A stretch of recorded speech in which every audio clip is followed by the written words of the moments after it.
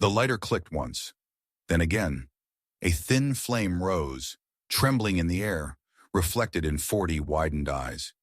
If God is real, the professor said calmly, almost bored, he can save his own book. The leather-bound Bible hovered above a metal tray. Phones were already raised. Someone whispered, "This is going viral." The room smelled of ozone and nerves. No one breathed. Before this story goes any further, pause for a moment. Stories like this don't surface by accident. They travel because someone needs to hear them. If you want more cinematic stories of faith, doubt, and moments that change lives, subscribe to the YouTube channel Heaven Walks With Us and stay until the end. What happens next only makes sense when the full picture is revealed. Redwood State University baked under the Arizona sun, concrete buildings radiating heat even in October. Lecture Hall C214 was one of the largest on campus, known less for learning and more for spectacle. This was where Dr. Ethan Mercer taught contemporary philosophy, a class infamous across the university. Mercer was 52, impeccably dressed, devastatingly articulate. Students joked that he could dismantle any argument with surgical precision. What they didn't joke about was how he treated religion. Faith, in his classroom, was not debated. It was dissected. Emily Rivera sat in the third row, hands folded tightly in her lap. She had stopped raising her hand weeks ago. Every time she mentioned God, Mercer responded with a smile sharp enough to wound. Still, she came. Still, she prayed quietly before each class. 2 seats over, Caleb Johnson leaned forward, jaw clenched. He had nearly dropped the course after the first month. Nearly. Something kept him there, even when humiliation felt inevitable. Near the aisle, Aisha Patel adjusted her glasses. Eyes fixed on the front. Logic made sense to her. Data made sense. Faith, she believed, was an emotional shortcut. No one noticed Hannah Kim in the back corner. She rarely spoke. She rarely looked up. Today, her gaze never left the Bible in Mercer's hand. Dr. Mercer lowered the tray onto the desk with deliberate care. Today, he said, we stop hiding behind metaphors. The flame touched the page. In that instant, before paper curled, before smoke rose, before anyone could react, something unseen shifted in the room, as if the story itself had just taken a breath. A ripple of murmurs moved through the rows.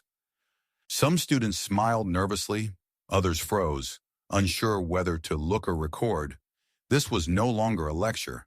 It was a public crossing of a line, deliberate and irreversible. Outside, students crossed the quad, unaware that something was breaking inside this room.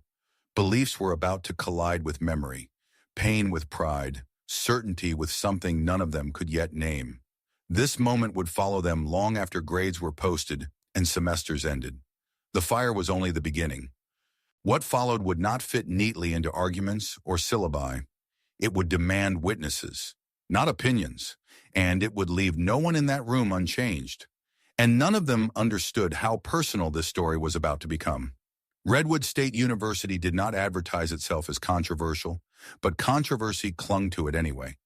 In recent years, the campus had become a proving ground for cultural arguments playing out across America. Faith versus science, tradition versus progress, truth versus virality. And nowhere did those tensions feel sharper than inside Lecture Hall C214. The room seated nearly 200 students, built like a small theater. Tiered rows curved toward a wide desk and whiteboard stained with years of erased arguments. Cameras were not officially allowed during class, but everyone knew the rule was ignored. Clips from this room routinely escaped into the digital world, trimmed, captioned, and judged by strangers who had never stepped foot on campus. Dr. Ethan Mercer understood that ecosystem better than most. He never mentioned social media directly, but he taught as if an invisible audience were always watching. Every pause was measured, every phrase sharpened. His lectures weren't designed to persuade believers. They were designed to perform certainty. Students felt it the moment they enrolled. Syllabi circulated with warnings in group chats. Don't challenge him unless you're ready. Others saw the class as a rite of passage. If someone could survive Mercer, they could survive anything. Emily Rivera had grown up in a home where faith was quiet and practical. Sunday Mass, candles lit for sick relatives, prayer offered without spectacle. On campus, that kind of belief felt outdated, even embarrassing. She learned quickly that belief here made her visible in the worst way. So she listened. She took notes. She endured. Caleb Johnson came from a different background. His church back home had taught him to speak boldly, to defend the truth without fear. That confidence dissolved during his first week in Mercer's class, when his raised hand became a public dismantling. Since then, he chose restraint, wrestling silently with whether staying was courage or stubbornness. Aisha Patel watched it all with analytical distance. Raised to respect evidence above emotion, she admired Mercer's precision. Yet even she noticed something odd. The professor never attacked other ideologies with the same intensity. Religion alone provoked something sharper, almost personal. Hannah Kim sat unnoticed, tucked into the back row. Philosophy had once excited her.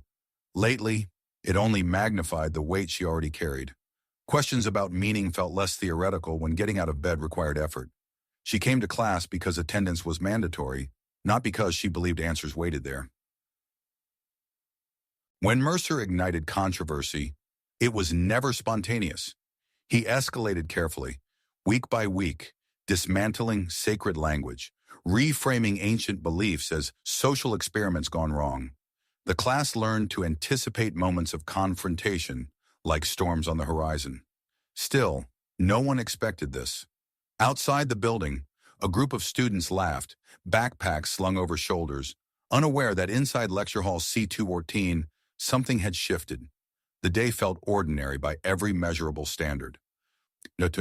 Yet beneath the routine, a deeper current had begun moving, one that would pull belief, doubt, and buried pain toward a collision none of them could stop.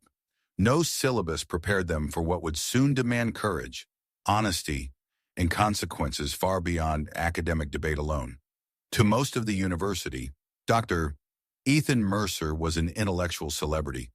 His lectures filled faster than any other philosophy course on campus.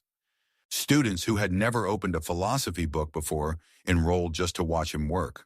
He spoke without notes, pacing slowly, building arguments the way architects design bridges, clean lines, no wasted material, every joint reinforced. He never raised his voice. He never needed to. At 52, Mercer carried himself with controlled confidence.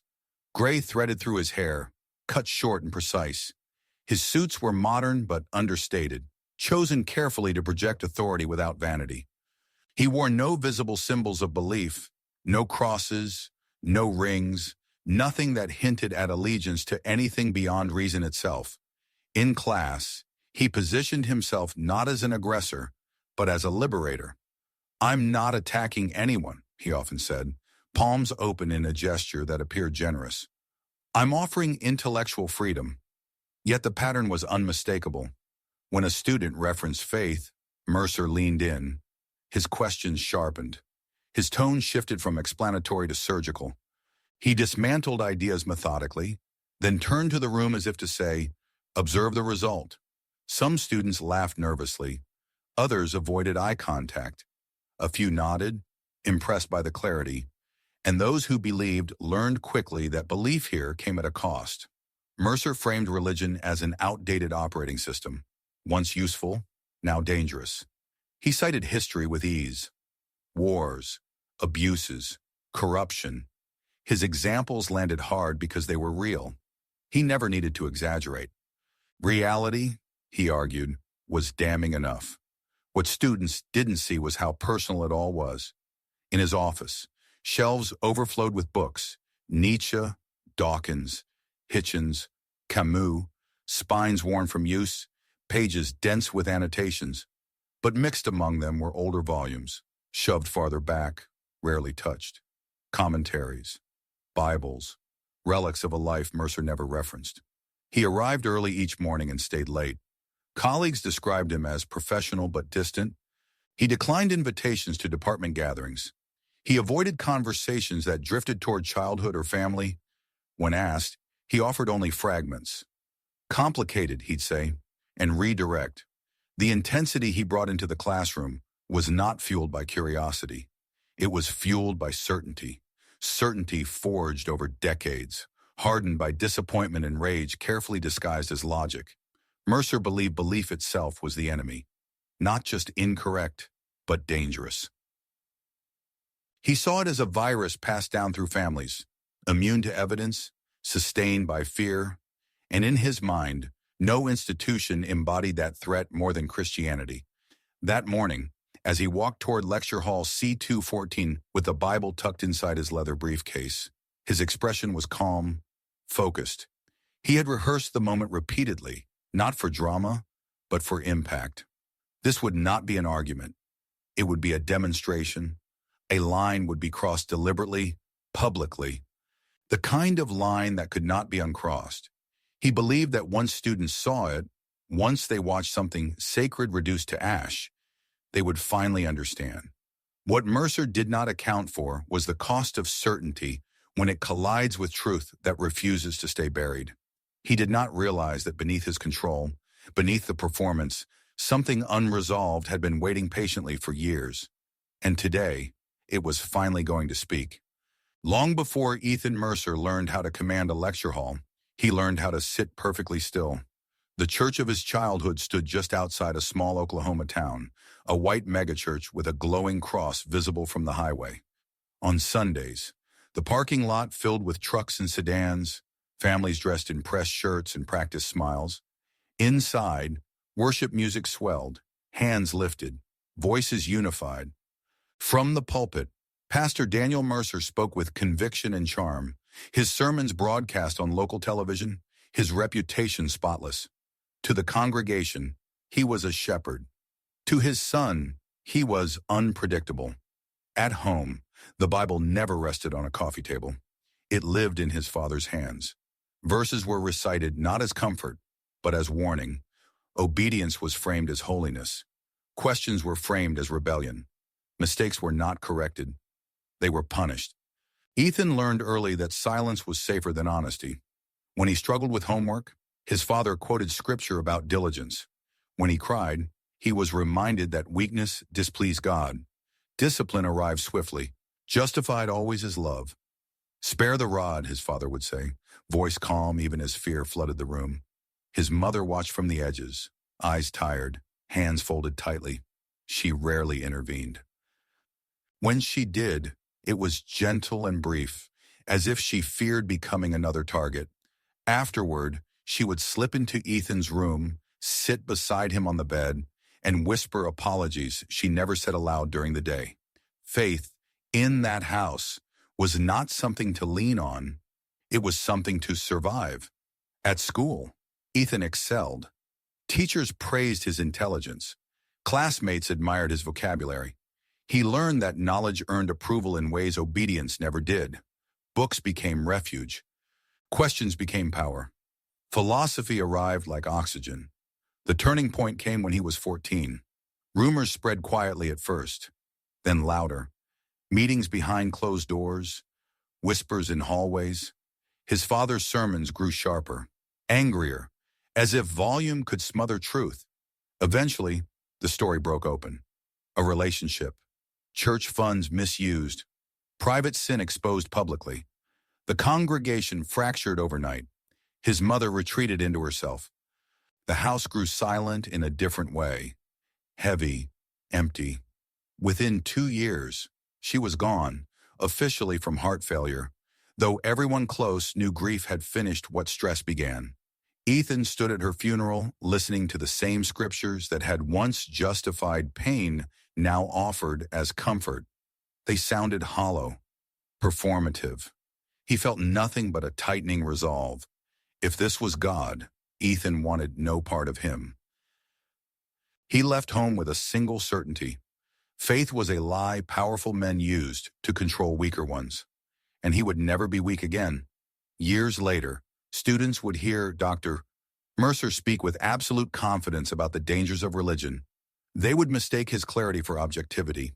They would never see the child who learned that God's name could be used to wound, or the boy who promised himself he would burn that system down piece by piece.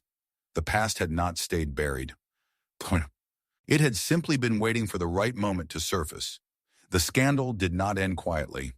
When the news finally broke, it tore through the church like a firestorm.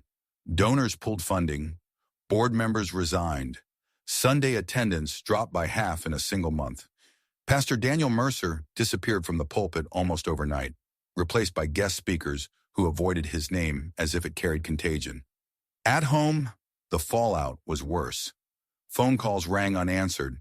Friends stopped visiting. The house that once echoed with sermons and worship music grew unnervingly still. Ethan's father paced constantly, muttering about betrayal and spiritual warfare, insisting he was the real victim. He spoke of enemies, of Satan's schemes, of forgiveness he believed he deserved but never asked for. Ethan listened from the hallway, absorbing every word. His mother stopped going to church entirely. She moved through the house slowly, as if gravity had increased. Some days she stayed in bed until afternoon. Other days she cleaned obsessively, scrubbing already spotless surfaces as if trying to erase something unseen. She never spoke about God again. When she died 2 years later, the official explanation was a heart condition. Ethan accepted the words without argument, but he understood what they really meant. Something inside her had given up long before her body did. At the funeral, well-meaning strangers approached with rehearsed sympathy. They quoted verses about God's plan, about suffering having purpose. Each word landed like an insult. Ethan stood rigid, hands clenched, feeling a quiet fury crystallize into something permanent. If this was faith, he wanted it destroyed. College became his escape, away from the church, away from his father, away from everything that carried God's name. Philosophy lectures felt honest in a way sermons never had. Professors invited doubt instead of punishing it. Questions were rewarded. Skepticism was celebrated. Ethan devoured books with the hunger of someone starving. Materialism, existentialism, moral relativism. Each framework offered a language that validated what he already felt, that the universe was indifferent, and meaning was something humans invented to survive. For the first time, the world made sense. By graduate school, his reputation followed him. Brilliant, fearless, uncompromising. He argued not just against religion, but against the emotional comfort it provided. He saw belief as a crutch that delayed maturity, a lie that softened reality's sharp edges. And he hated lies. When he began teaching, something unexpected happened. Students listened. They admired him. Some even thanked him for freeing them from beliefs they had never chosen for themselves. Each confession felt like vindication. Each abandoned faith felt like justice. Ethan told himself he was correcting an imbalance, rescuing young minds from manipulation. But beneath the rhetoric, something darker pulsed. Every time a student let go of belief, it felt like striking back at a past that had stolen his childhood. He never spoke about his father. He never spoke about his mother. He spoke only about ideas. By the time the Rational Future Network reached out with funding offers and strategic support, Ethan barely hesitated. They spoke his language. They praised his courage. They promised reach, influence, and protection. All they asked was that he keep doing what he was already doing, only louder. The choice felt easy. What Ethan did not realize was that his certainty was built on unresolved grief, and the fire he carried was never aimed where he believed it was. The collapse that shaped him was about to echo forward, into a classroom filled with witnesses who had no idea how deeply personal this reckoning would become. The email arrived on a Tuesday afternoon, flagged as confidential and written in language that sounded both academic and urgent. It praised Ethan Mercer's work, cited peer recognition, and hinted at funding opportunities most professors only dreamed of. The sender represented an organization called the Rational Future Network. It described itself as a nonprofit committed to intellectual freedom, evidence-based education, and protecting universities from ideological capture. Ethan read it twice, then once more. The phrasing was careful, polished, reassuring. There was no mention of religion, no explicit agenda, just an offer to amplify voices that challenged dogma and promoted progress. Attached was an invitation to a private symposium in Denver. Travel expenses covered. The symposium felt exclusive by design. Held in a glass-walled conference center overlooking the city, it gathered professors, media strategists, and donors who spoke fluently about influence. Data dashboards tracked cultural trends. Viral case studies were dissected like experiments. The message was clear. Ideas didn't win on merit alone. They won through repetition, framing, and reach. RFN representatives never told Ethan what to teach. They didn't have to. They offered grants, legal backing, and publicity in exchange for measurable impact. Each semester came with benchmarks, engagement metrics, deconversion testimonies, preferably on video. Not confessions, they said. Stories. Shareable moments that proved minds were changing. At first, Ethan hesitated. He told himself he didn't need a network to validate his work, but the support was intoxicating. Complaints from religious groups vanished. Administrative warnings softened. Invitations multiplied. His lectures reached millions online, clipped and captioned for maximum effect. The more provocative the moment, the higher the numbers climbed. Over time, expectations sharpened. A quiet email would arrive before finals, reminding him of targets. 10 meaningful shifts per term, 1 defining event per year. Something undeniable, something symbolic. Ethan understood what they wanted long before the suggestion became explicit. The Bible had appeared in more than one planning document as a theoretical example. Not as a sacred text, but as a cultural artifact. Destroy the symbol, RFN argued, and the authority collapses with it. Ethan never responded to those lines. He didn't need to. The idea had already taken root. By the morning he walked into Lecture Hall C214, Ethan believed he was acting freely. He believed this was his idea, his statement, his moment. He did not see the invisible hands shaping the narrative, or the quiet pressure guiding him toward spectacle. He only saw a chance to finish a war he thought he'd started alone. Outside the network's spreadsheets and slogans, something else had been set in motion. A confrontation no algorithm could predict. A truth that could not be managed or monetized. The stage was ready, the cameras were waiting, and the fire was already lit. None of it would unfold the way Ethan expected. And once it began, there would be no way to stop what was coming. Too many lives were already standing in the path of that moment, carrying wounds, questions, and a hunger no performance could satisfy. History was about to interrupt the lesson plan in ways none of them anticipated at all. The students in Lecture Hall C214 were not a single audience. They were a collection of private stories, quiet fears, and unresolved questions, all pulled into the same space by coincidence and curriculum. Emily Rivera kept her eyes forward, though her thoughts drifted. Her grandmother had crossed the border decades earlier, carrying little more than a rosary and a belief that God stayed close to the poor. Emily didn't argue theology. She believed because prayer had carried her family through illness, eviction, and loss. In this room, that belief felt fragile. Still, she held it gently, like something alive. Caleb Johnson sat straighter than usual. He had promised himself he wouldn't speak today. Not again. The last time he challenged Dr. Mercer, laughter had rippled behind him, and doubt followed him home. Yet something about the Bible on the desk tightened his chest. Silence, he felt, was beginning to look too much like surrender. Aisha Patel observed the room like a system under stress. Raised by engineers, she trusted patterns and probabilities. Faith, to her, had always seemed inefficient. Too many variables, too few controls. Yet she respected intellectual honesty, and something about Mercer's fixation unsettled her. Why attack one belief so relentlessly? Why not let weak ideas collapse on their own? Hannah Kim barely noticed the others. Her notebook lay open, untouched. She had stopped taking notes weeks ago.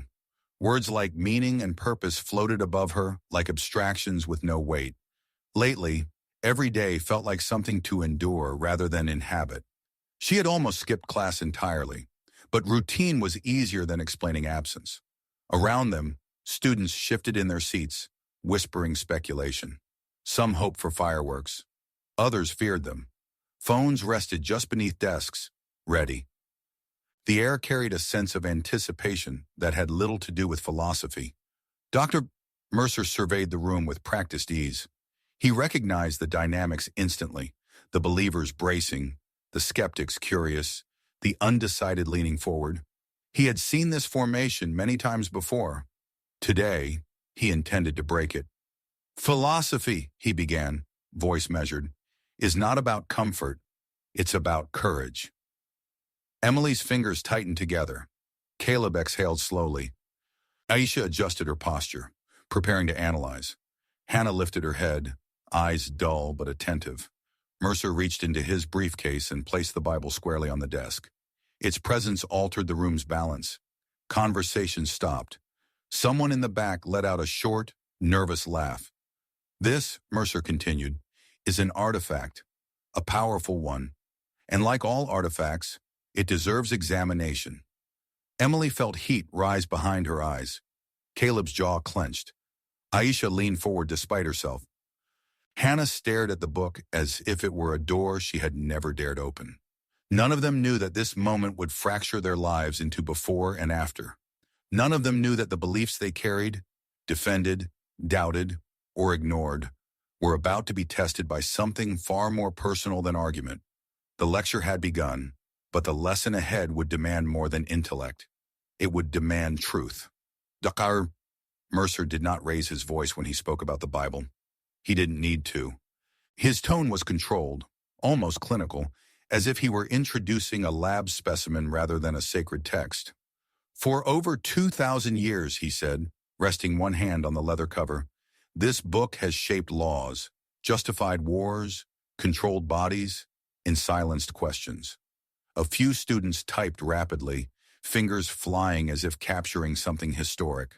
Others froze, unsure whether to look at the book or at Mercer's face. It claims to be the Word of God, he continued. Not a metaphor, not a cultural story, the literal truth, eternal, unchanging. He lifted the Bible, holding it high enough for every row to see. The gold-edged pages caught the fluorescent light. If that claim is true, Mercer said, then it should be able to withstand scrutiny. Real scrutiny. Emily's heart began to race. She had heard critiques before. Lectures, articles, debates. This felt different. The way Mercer held the book was not academic. It was deliberate. Caleb shifted in his seat. Every instinct told him to stand, to speak, to do something. But he hesitated, remembering past humiliations, remembering how easily conviction could be twisted into spectacle. Aisha watched Mercer's hands. She noticed how steady they were. This wasn't improvisation. Whatever was coming had been planned. Mercer set the Bible down gently, almost respectfully, then reached into his pocket and placed a silver lighter beside it. The soft clink echoed louder than it should have. A murmur rippled through the hall. This, Mercer said, tapping the lighter, is not about cruelty. It's about honesty. He paced slowly in front of the desk, addressing the room like a courtroom jury. Believers tell us God intervenes, that he protects what is sacred, that he answers prayers. So today, instead of debating abstractions, we'll test a claim. Emily felt her throat tighten. Caleb's foot bounced uncontrollably. Hannah's breath grew shallow. If the Christian God exists, Mercer said, stopping at the center, and if this book is truly his word, then nothing should happen when I light this. Caleb stood abruptly, chair scraping against the floor. This isn't education, he said, voice strained. It's disrespect. Mercer turned toward him, expression calm but sharp. Sit down, Mr. Johnson, he said, or feel free to leave if your beliefs can't handle observation. A few students laughed nervously. Caleb remained standing for a moment longer, chest rising and falling. Emily reached out and touched his arm. The gesture was small, but grounding. Slowly, he sat. Mercer nodded, satisfied. He picked up the lighter and flicked it open. A thin flame appeared, steady and bright. Last chance, he said, almost conversationally.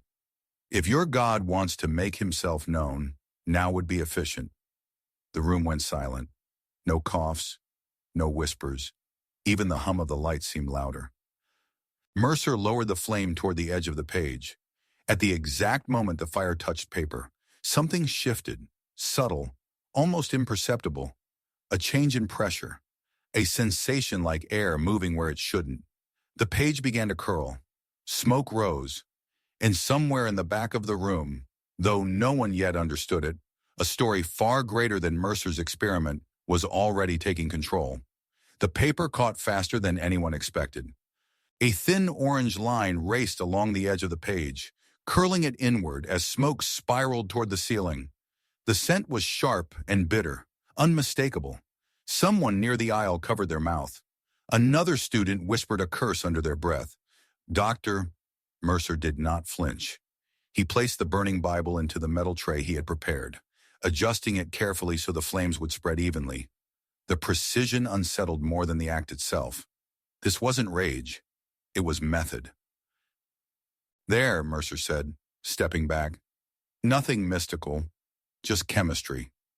The fire grew, consuming words that had survived centuries of wars, migrations, and revolutions. Genesis blackened first, then Exodus, pages collapsing into fragile ash. A few students looked away, unable to watch. Others leaned forward, compelled to spite themselves. Emily's eyes filled with tears she refused to wipe away. She pressed her lips together, silently repeating a prayer she hadn't spoken aloud in months. Not for a miracle, just for strength. Caleb stared at the flames, hands clenched so tightly his knuckles whitened. He felt anger rise, hot and useless. Every instinct screamed that something was wrong, not just morally, but deeper, as if a boundary had been violated. Aisha focused on the tray, on the physics. Fire needed oxygen. Paper burned predictably. Entropy moved in one direction. There was nothing here that required another explanation. Hannah felt something else entirely. As the pages collapsed, a strange pressure settled in her chest, heavy but not painful. It reminded her of moments just before storms, when the air seemed to wait. Mercer raised his arm slightly, addressing the room. "Observe," he said. "No divine interruption, no thunder, no angels." He smiled, a quiet satisfaction in his eyes. At that moment, the air shifted. It wasn't dramatic. No windows flew open. No lights flickered. But a soft current moved through the room, brushing past faces, lifting loose strands of hair, tugging gently at the heavy curtains lining the back wall. Several students gasped. Emily felt a chill run down her spine. Caleb looked up sharply. Aisha frowned, scanning the room. The vents were off. She knew that. Maintenance notices had been posted all week. Hannah's breath caught. The pressure in her chest eased, replaced by something unfamiliar. Alertness. Mercer continued speaking, unaware. "This is reality," he said. "A universe indifferent to our hopes." The fire began to die down, leaving behind crumpled black fragments. Mercer leaned forward to examine his work, eyes bright with triumph. Then the silence changed. It deepened, thickened, as if sound itself had been muted. Even breathing seemed too loud. The soft current of air returned, stronger now, unmistakable. The curtains moved again. A low murmur spread through the room, students exchanging glances that asked the same unspoken question. "Did you feel that?" Mercer straightened slowly, irritation flickering across his face. "All right," he said. "Let's not romanticize coincidence." That was when a voice spoke from the back of the hall. Not loud, not confrontational, just clear. "Professor," it said gently, "may I ask you something?" Every head turned at once. Standing near the last row was a man no one remembered seeing before. He wore a plain white shirt and faded jeans, nothing that would normally draw attention. Yet the moment he spoke, the room seemed to orient itself around him. The fire crackled softly in the tray. Mercer stared, annoyed at the interruption, unaware that the moment he had orchestrated so carefully was no longer his. Something else had entered the story, and it was not interested in performance. The man stood without urgency, hands relaxed at his sides, posture neither defiant nor timid. There was nothing theatrical about him, nothing that suggested he had come to disrupt a class or make a point. And yet, the longer he remained standing, the more the room seemed to recalibrate around his presence. Dr. Mercer narrowed his eyes. I don't recall seeing you on the roster, he said. His voice carried irritation, but beneath it was something else. Discomfort. If you're auditing, you're welcome to listen. Interruptions are not. The man nodded slightly, as if acknowledging a reasonable concern. That's fair, he said. The question won't take long.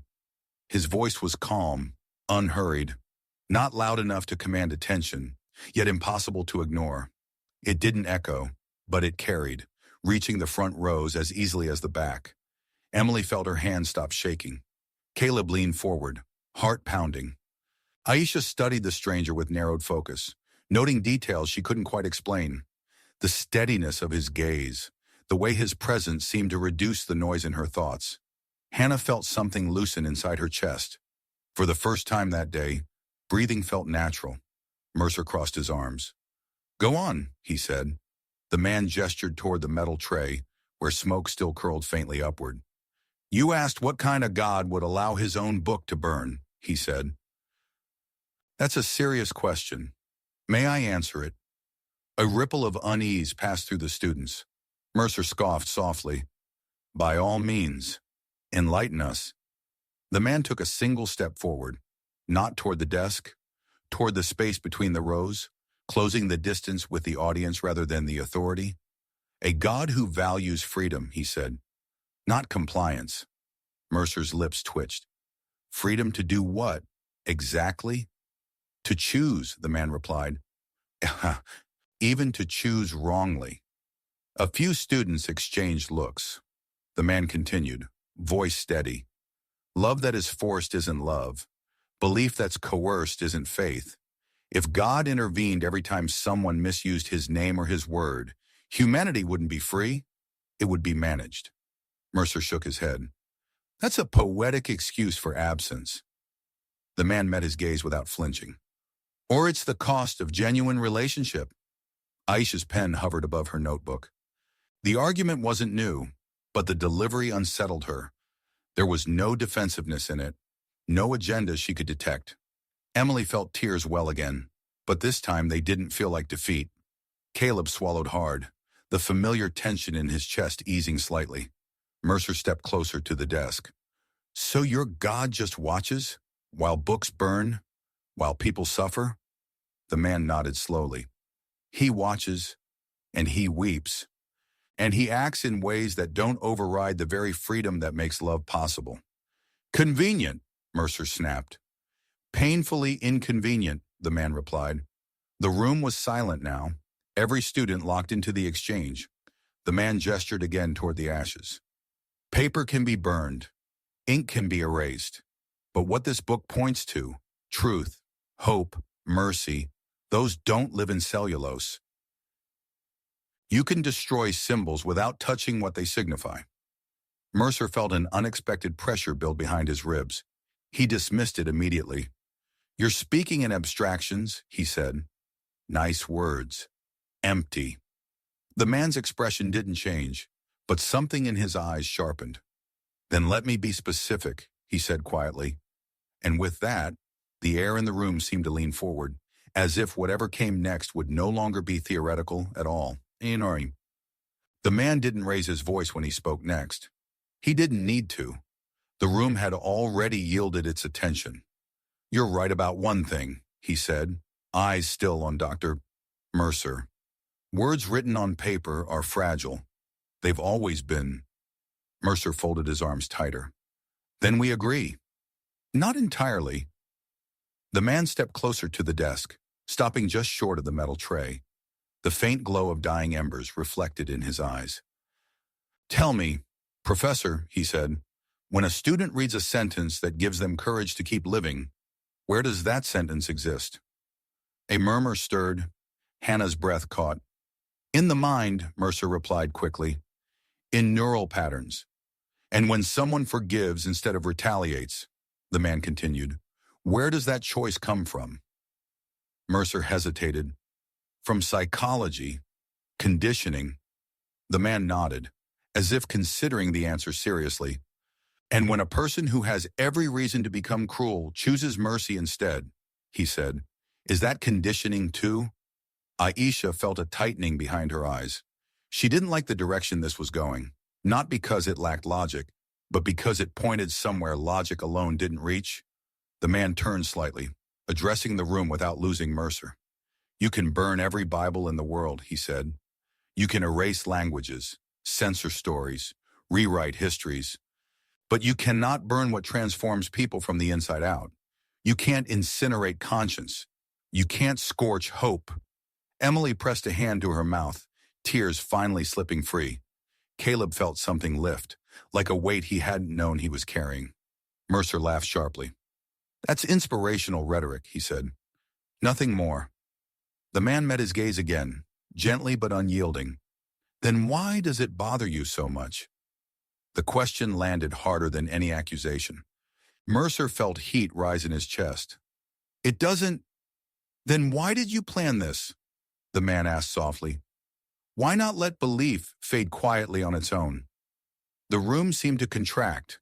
Mercer opened his mouth to respond, then stopped. The answer that surfaced was not the one he used in lectures. You talk about faith like it's dangerous, the man continued. But dangerous to whom? Mercer's jaw tightened. His mind searched for data, for citations, for something solid to grab. Instead, images flashed uninvited. His mother's vacant stare, his father's raised voice, the sound of scripture used as a weapon. That's not relevant, Mercer said. It's everything, the man replied. He gestured again to the ashes. You wanted this moment to prove something, to humiliate, to silence. Mercer felt the pressure in his chest intensify. It was uncomfortable now, bordering on painful. But what if, the man said, this wasn't about proving God doesn't exist? The silence stretched. What if, he continued, it was about punishing the idea of God for something someone else did to you? A collective intake of breath swept the room. Emily felt her knees weaken. Caleb stared, stunned. Aisha's pen dropped from her fingers. Hannah's eyes filled, not with fear, but recognition.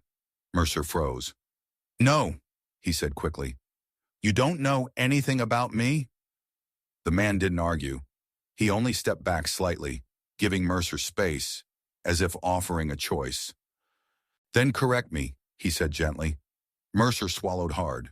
His certainty, so carefully constructed over decades, trembled for the first time. The debate had ended. Something far more dangerous had begun. Mercer felt the room closing in, though no one had moved. His instinct was to deflect, to regain control the way he always had, with logic, with dismissal, with authority. But the man standing before him had not attacked his ideas. He had bypassed them. You're speculating, Mercer said, forcing steadiness into his voice. That's not philosophy. That's amateur psychology. The man nodded slowly, as if the response had been expected. Then let's talk about fact, he said. He lifted his gaze, and for the first time, there was no general audience in it, only Ethan Mercer. You grew up in a church outside Tulsa, the man said. A large one, white walls, a glowing cross visible from the highway. Mercer's breath caught. No one on campus knew that. You sat in the third pew from the aisle, the man continued, because your father insisted it kept you visible. A pastor's son should never hide, he said. A low, involuntary sound escaped Mercer's throat. His hands tightened against the edge of the desk. Emily felt her heart pounding. Caleb leaned forward, afraid to miss a word. Aisha's mind raced, trying to calculate probabilities that made sense of this. None did. Hannah felt tears streaming down her face without fully understanding why. You memorize verses faster than the other kid, the man said gently. Not because you love them, because you were afraid of what happened if you didn't. Mercer shook his head. Stop, he said. You're guessing. The man did not stop. Your mother used to come into your room late at night, he said, voice softening. She'd sit on the edge of your bed, and apologized for things she couldn't change. She smelled like lavender soap. Mercer's knees nearly gave out. "That's enough," he whispered. The man took a step closer, not invading space, but bridging distance. "You're not angry at God," he said. "You're angry at a man who used God's name to justify cruelty, and you never got to confront him." The words struck with surgical precision. Mercer's vision blurred. For decades, he had rehearsed arguments against belief, but none of them had prepared him for this. His chest felt tight, constricted, as if something buried deep was clawing its way to the surface. "My father," Mercer said hoarsely, "is irrelevant." "No," the man replied. "He's the center." Silence crashed down. "You watched him preach love while practicing violence," the man continued. "You watched him demand holiness while hiding sin, and when the truth came out, no one protected you. No one named the wrong." Mercer's composure shattered. His shoulders sagged, and for the first time, he looked small. "So you put God on trial," the man said. "And every time you humiliated a believer, every time you burned down faith in someone else, you felt like you were finally striking back." Mercer sank into his chair. "I was a child," he said, voice barely audible. "I didn't deserve that." The man's expression softened completely. "No," he said, "you didn't." The room was no longer a lecture hall. It was a reckoning. For the first time in his life, Ethan Mercer was not defending a theory. He was standing face to face with a truth he had spent decades running from, and it was breaking him open. The man waited. He did not rush the silence or try to fill it with explanation. He allowed it to do its work, settling over the room like a held breath. Dr. Ethan Mercer stared at the desk in front of him, hands trembling slightly, the ash-filled tray just inches away. "You shouldn't know any of that," Mercer said finally. His voice was raw, stripped of its practiced edge. No one here knows those details. No one." The man nodded once. "That's true." Mercer looked up. Their eyes met. For the first time, Mercer noticed the scars. They were not dramatic. No fresh wounds. Just faint, unmistakable marks at the base of each wrist. Old, healed, permanent. The kind left by something violent, long past. A low sound escaped Mercer's throat, something between disbelief and recognition. Emily felt her heart pound so hard it was painful. Caleb dropped to his knees without realizing he had moved. His hands pressed against the floor, his breath coming in shallow gasps. Aisha stood frozen, mind scrambling for explanations that collapsed as quickly as they formed. Hallucination did not account for shared perception. Mass suggestion did not explain private knowledge. There was no framework left that could hold what she was seeing. Hannah's tears slowed. For the first time in months, the weight pressing on her chest lifted, replaced by something fragile and unfamiliar. "Hope. You asked what kind of God would allow his own word to be burned," the man said quietly. Mercer swallowed hard. "I am not a distant observer," the man continued. "I am not offended by honest questions, and I am not threatened by fire." He turned his hands slightly, the scars fully visible now.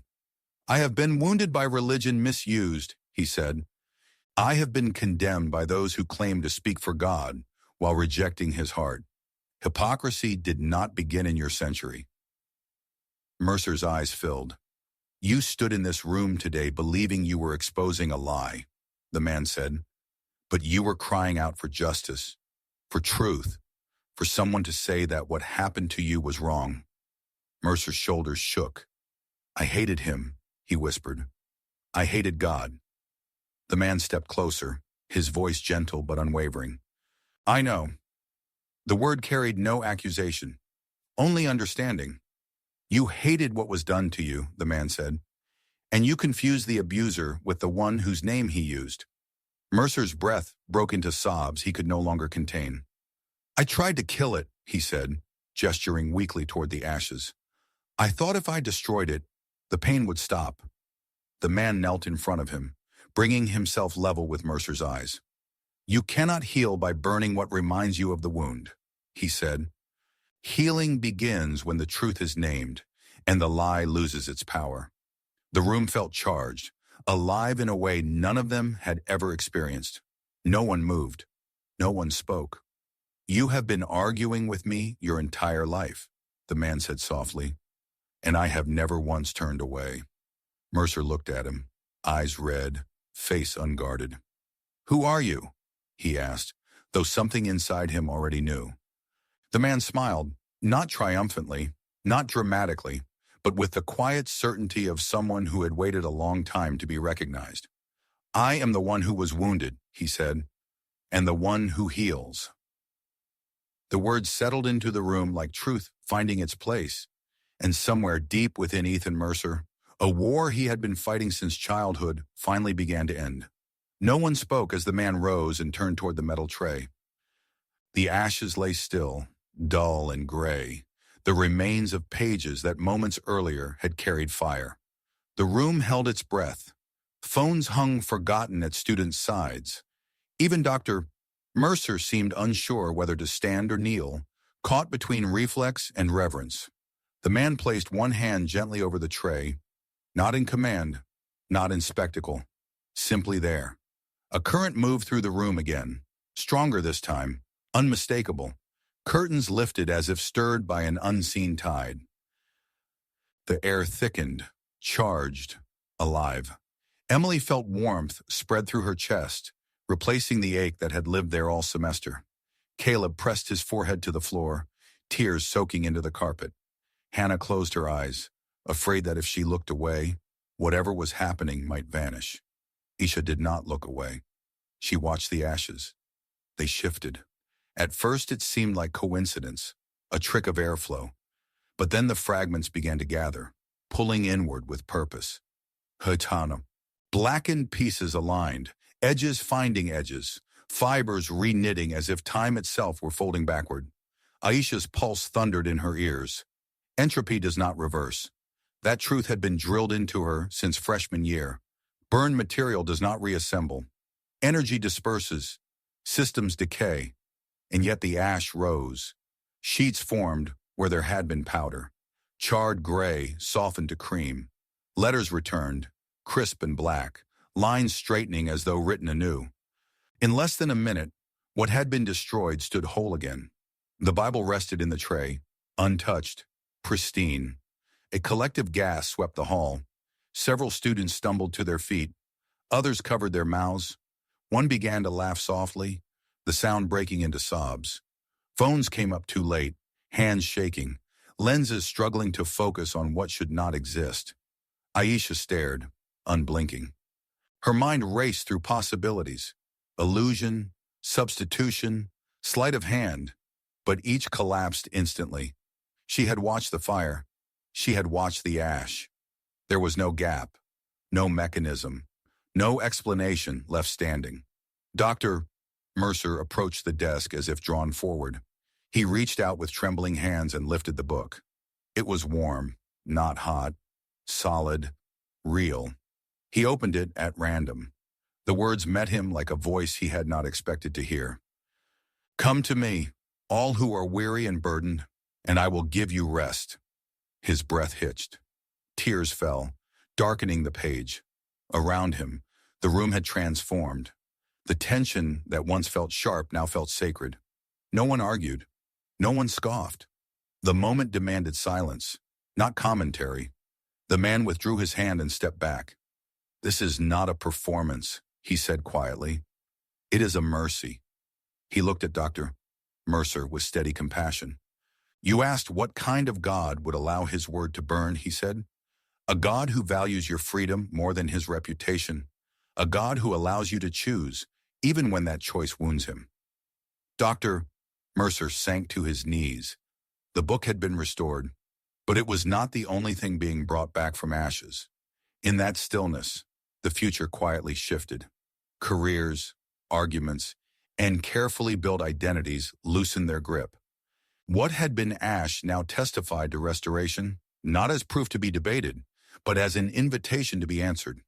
The class would never return to ordinary lectures, neither would the lives gathered there, marked by a mercy that refused to remain theoretical. It would echo long after the doors closed that day forever. The man stepped away from the desk. No light swallowed him, No thunder announced his departure. He simply moved toward the aisle, his presence receding the way calm does after a storm. Quiet, undeniable, leaving everything changed.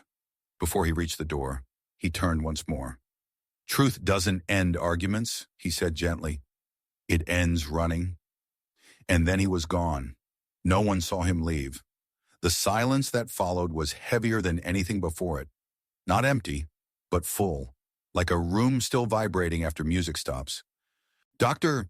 Ethan Mercer remained on his knees, the restored Bible pressed against his chest. The man who had commanded rooms with intellect now struggled to breathe through tears that would not stop. 40 students watched, not as spectators, but as witnesses to something raw and irreversible. Hannah Kim was the first to speak. Her voice was soft, fragile, yet it cut through the quiet. I wasn't planning to be here next week, she said. Heads turned. I was tired, she continued. I didn't think there was anything left worth fixing. Her hands shook, but she didn't pull them back. But if something burned can come back, maybe people can too. Dr. Mercer looked up sharply, horror and regret colliding in his eyes. I'm so sorry, he whispered. I taught you despair like it was wisdom. Emily moved toward Hannah without hesitation, sitting beside her, wrapping an arm around her shoulders. Caleb joined them, kneeling, not in triumph, but in solidarity. Around the room, others found their voices. Quiet admissions, unfinished sentences, confessions of emptiness and doubt. No one debated. No one interrupted. The lecture hall had become something else entirely. Dr. Mercer stood slowly, unsteady. I owe every one of you an apology, he said. Not as a professor, as a man. He looked at Emily. I mocked what sustained you. At Caleb, I punished courage. At Aisha, I hid my wounds behind your intellect. Then he looked at the room. I used this podium to avenge a child who was never protected, he said. And I became the very thing I claimed to hate. He set the Bible on the desk, not as evidence, but as surrender. I don't know what happens to my career after today, he said, but I know what happens to my life. I stopped running. So in the weeks that followed, the story spread beyond Redwood State University. Some dismissed it, others mocked it. But 40 testimonies remained consistent. So did the evidence. Dr. Mercer resigned publicly from the Rational Future Network and exposed the pressure campaigns that rewarded humiliation over truth. He was removed from his post, and he was free. Months later, Emily helped lead a quiet study group that grew without advertising. Caleb found his faith steadied, no longer fueled by anger but by grace. Hannah began therapy, choosing life one hard day at a time. Aisha didn't convert overnight, but she stopped pretending mystery didn't exist. And Dr. Ethan Mercer began again, not as an authority, but as a learner, telling his story not to win debates, but to name wounds and point toward healing. Ashes had been restored. So had lives. If this story stirred something in you, if there is a place in your own life that feels burned beyond repair, know this. Restoration does not begin with certainty. It begins with honesty. For more stories like this, stories of doubt, faith, and moments that change everything, subscribe to the YouTube channel Heaven Walks With Us. Share this with someone who needs hope today. Some fires destroy, others reveal what was waiting to rise all along.